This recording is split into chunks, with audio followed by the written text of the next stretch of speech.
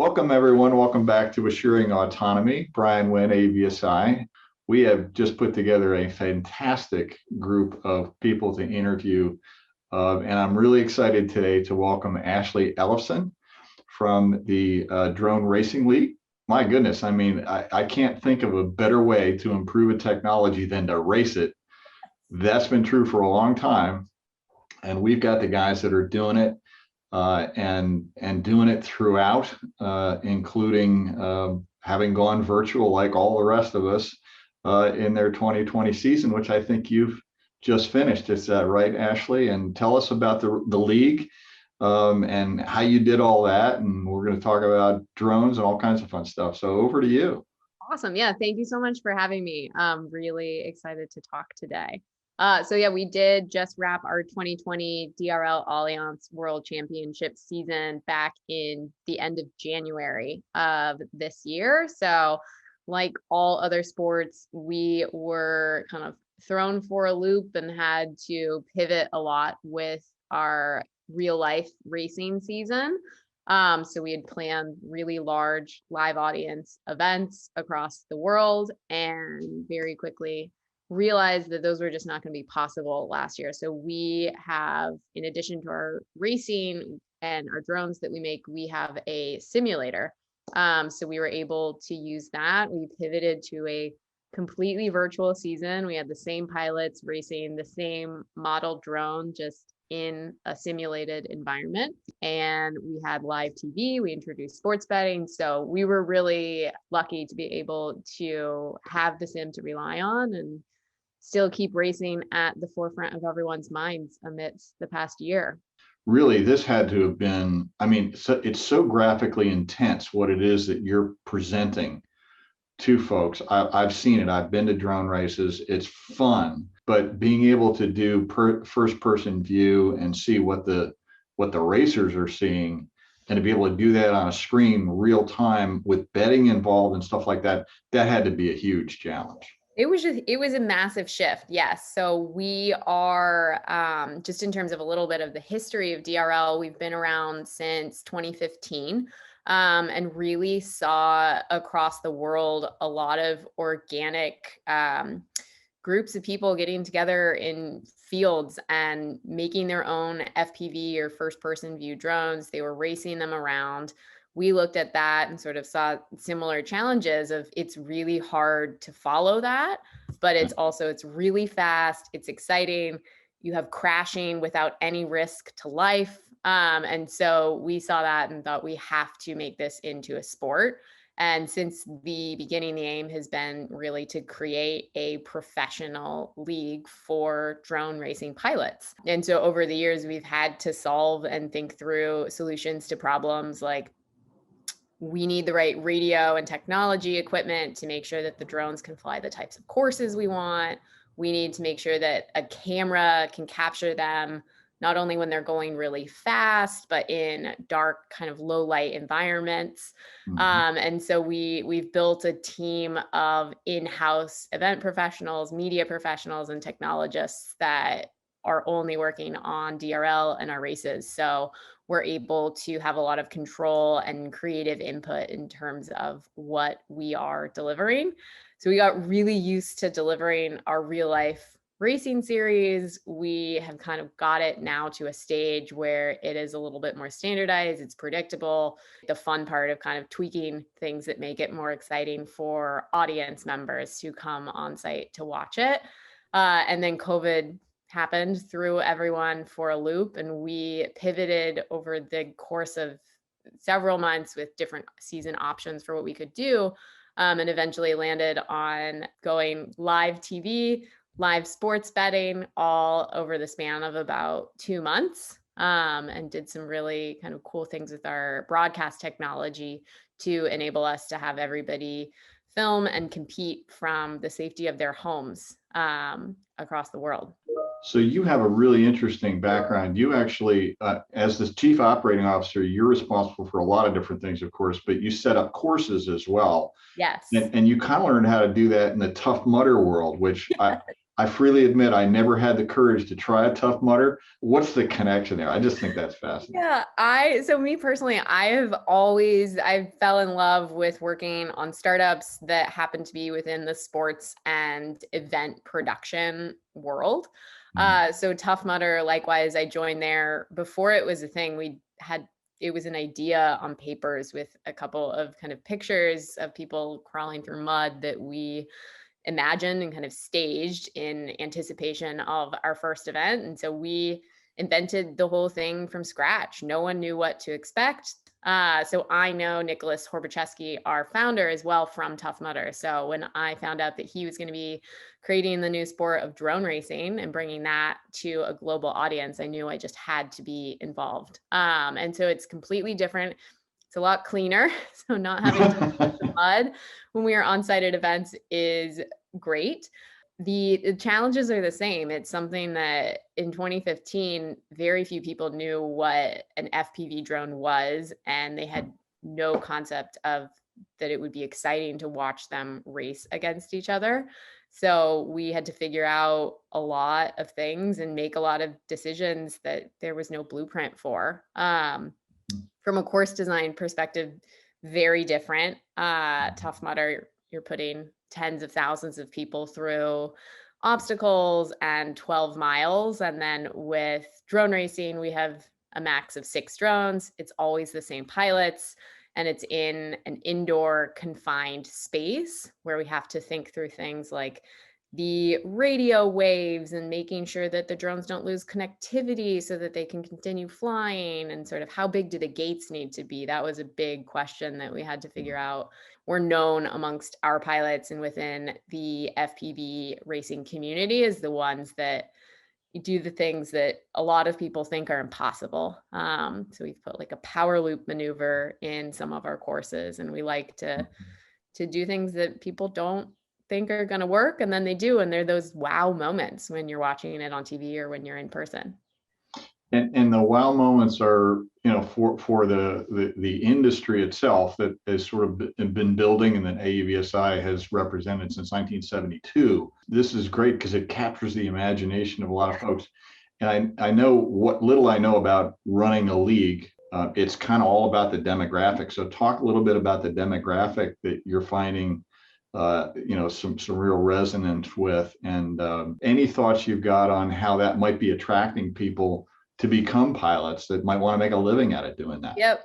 Yeah. One of the things, and it's been really great to watch it evolve over the last 5 years, because now the people that we're seeing who are 18 and can join the league as pilots, they watched us on TV and they saw the pilots that were in season 1 racing, and now they want to come and join. The people that we're in a really unique position within the sports world, because we sort of bridge this racing and traditional sports with technology and really pushing the bounds of, we make our own drones. All of our pilots are kind of makers. They love to tinker. So technology and engineering and STEM is really part of the DNA. So a lot of our fans are not those who traditionally will watch the kind of stick and ball big 5 sports. So we have access to this new generation of people that are bored with traditional sports. They're cord cutters. They're really hard to find. Right now, it's primarily male who watch our show and participate in the sport. But what I love about drone racing is that it's truly accessible to anyone. And so that is a big push for DRL, is really leaning into the fact that anyone can fly and you don't have to be a certain height or have any physical restrictions. Like, anyone can do this. And so that is a big thing for our fans. Most of them are on the younger side. So almost 80% of them are younger than 35, with the lion's share of that being kind of Gen Z and younger than 24. They love creating content. They love technology. They love motor and racing sports, which makes sense with the speed and the sound of the drones when they race by. So you mentioned technology and that you've standardized your drones. You've got to be looking at, where do we find better motors, batteries, propellers, materials, lightweighting, durability, controllers. And I really want to talk about the wireless stuff that you touched on. So you've got like folks that watch that stuff and then figure out, okay, for the next season, we're going to these motors, et cetera, et cetera. Yep. How does that work? Exactly. It's been a process. We do a lot of R&D, and we like technology is genuinely at DRL's core. We have a team of engineers and technologists, and they assemble, and like our FPV heads, they know the ins and outs from the hobbyist standpoint of what it takes to build a drone. So they really lead the charge on the technology. And the version 1 Racer 2 drone that we released was, a lot more off the shelf parts. It was stuff that you could easily get. And there were challenges with bringing that to environments where we also wanted to have people. We needed to know that the drones are going to fly every time that we start a new heat. So it's really been this progression towards more industrialized technology that is going to be really robust. It's not going to break. We know what it is. And we now own and have a lot of IP and patents associated with all of the parts within the drones. So we have custom motors and ESCs. We write the software, the firmware. Everything that goes on the drone and the Racer 4 to make it fly is created in our drone lab that is in Manhattan in New York City. That is sort of our foundation. One of the other pieces that we have invented is a race management software and system that enables us to integrate race operations with the drones themselves, with a bunch of safety mechanisms that we have built into the drone software, everything with an eye towards how do we make this into a live spectator sport. And we know that in order to do that, we need reliability, stability, and things need to operate fast. So before we leave technology, talk a little bit about 5G and how that's working, and have you got any partnerships around 5G? We just announced a partnership with T-Mobile to bring 5G to DRL's racing drones. So we are so excited to be partnering with them. And we're really doing something that has not been done before. No one has ever flown a racing drone over a 5G network. So we're still in the early stages of development of what that drone's going to look like, how it's going to operate, what the modem is, how we're going to integrate the control network into the 5G spectrum. And it's really cool. It's a challenge to do that, but it really opens the doors for us to do things like streaming HD video to an audience. It needs to operate at the speed of reflex, not brain. At least my brain. Which is very few milliseconds. Yeah, fractions and fractions. The number one thing that you've got to be concerned with has got to be safety. When we're back to racing live, you pick out venues and you've got some really interesting picks and you race all over the world, right? So how do you go about, designing the course in such a way that when you've got spectators, that it's completely safe? Yep. Yeah. And my background as well, like safety has always been number one priority. So that has been very fortunate that we've had that in our ethos and our mindset as we're thinking about what the event is, what it looks like, how we put it together for audiences really from the start. So that makes it a lot easier to scale. If we have that at the forefront of our mind, then that's our standard.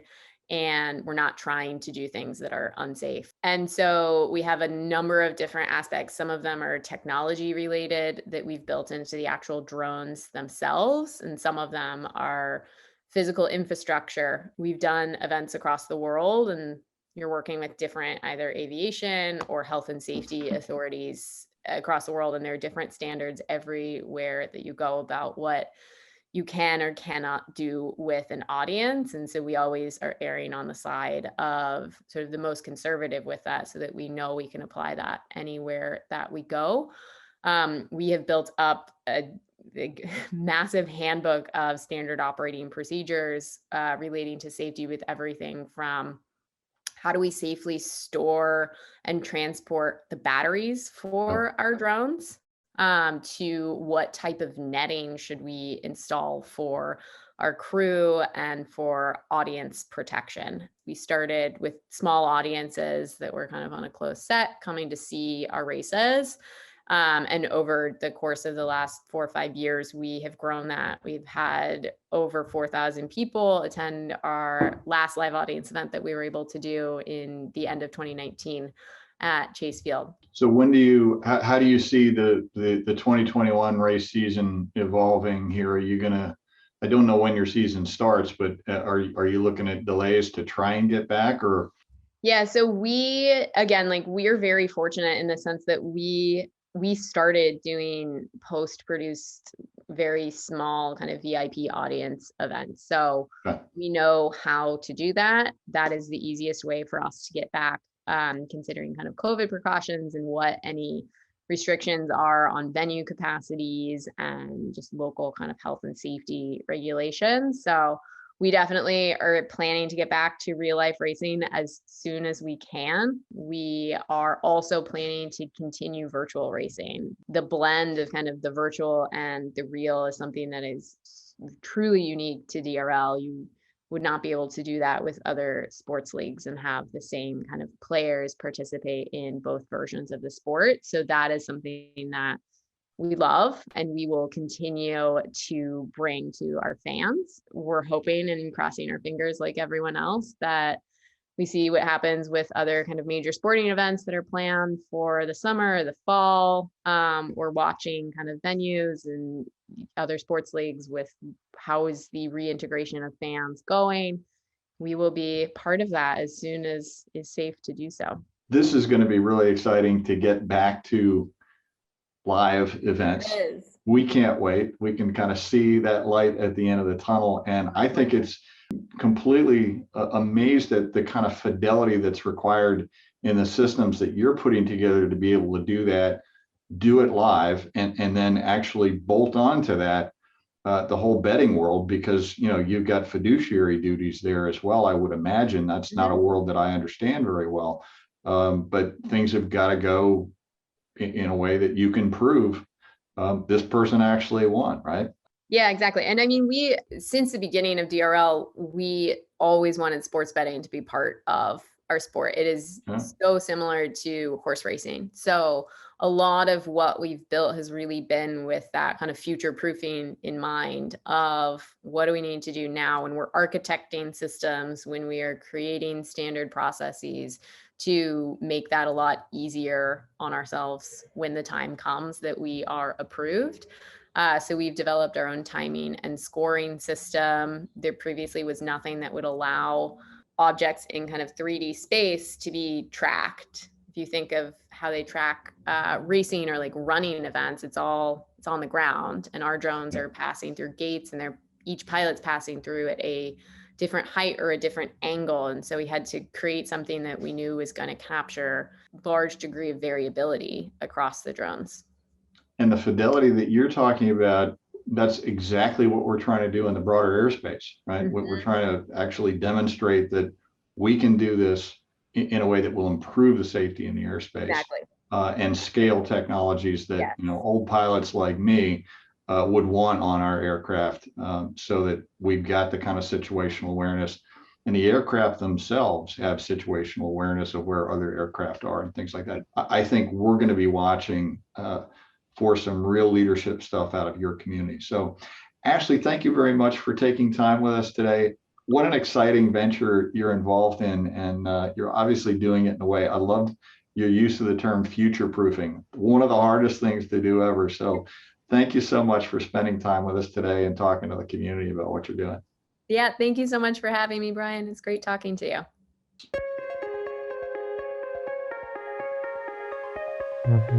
you.